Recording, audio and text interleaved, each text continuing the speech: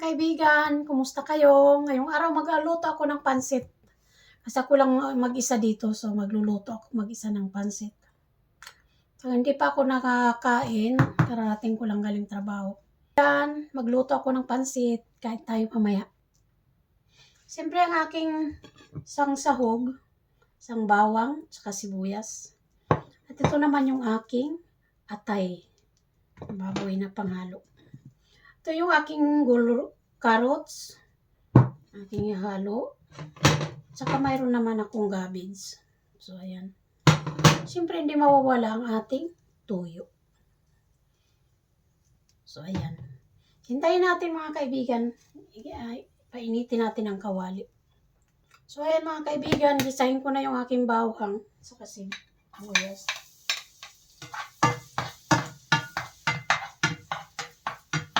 Lagay ko na yung aking sibuyas.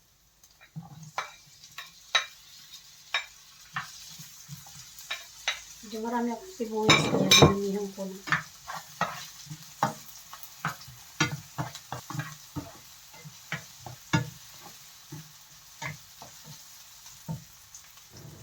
Ilagay ko na yung aking atay. Ang halo. Para man yung lasa niya. Pinakuluan. Susunod ko naman yung aking carrots.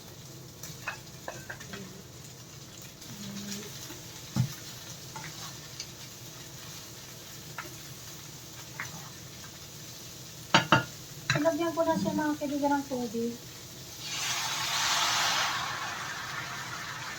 Ayan. So, dami-dami ako pa yung sabaw. At syempre, lagyan ko na lang siya ng toyo. So, lagyan ko na ng toyo yung aking pansit. Ayan. Sarap yung medyo may. At lagyan ko naman to siya ng aming pangpalasa. Ito yung gastromat. So, ayan. Lagyan ko na to. Parang masarap. Kaya lang parang ano man to. Sirado.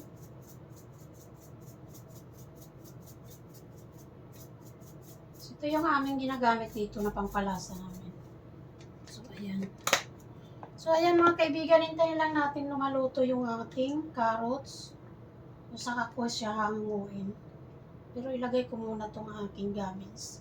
May cabbage din ako na pangalo. So, ayan. Ayan, hintayin lang natin uli maluto yung ating gulay. Ngayon, ilagay ko na yung aking cabbage. Aking cabbage. So, ilagay na natin. Para ano. Ay, sus. Tapon pa. Sayang.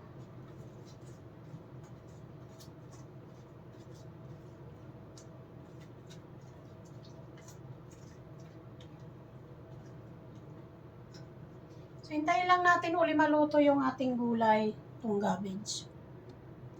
Ayan mga kaibigan, tikman ko na yung aking pansit. Ayan. Oh, kasarap. Ayan mga kaibigan, hanguin ko na yung aking gulay. Kasi luto na siya. So, hinaan ko na siya.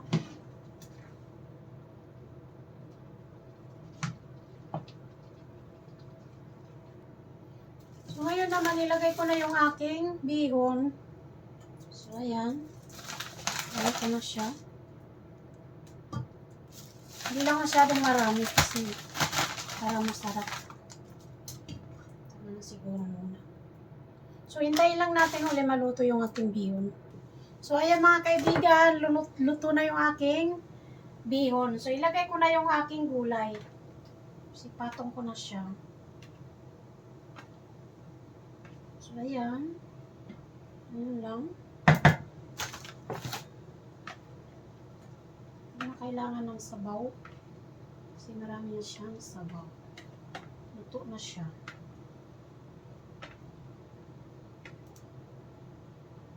So, luto na yung aking pansit. Madali lang magluto ng pansit. So, marami kang mga sahog. Haluin na natin mga kaibigan. Para mano na yung ating kulay. Uy, nakatapon.